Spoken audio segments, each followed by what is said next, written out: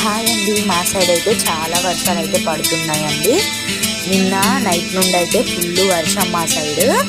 మీ side వర్షాలు పడుతున్నాయో లేదో నాకైతే కామెంట్లో చెప్పండి. నాకైతే బాగా జలుబు కూడా అయిందండి.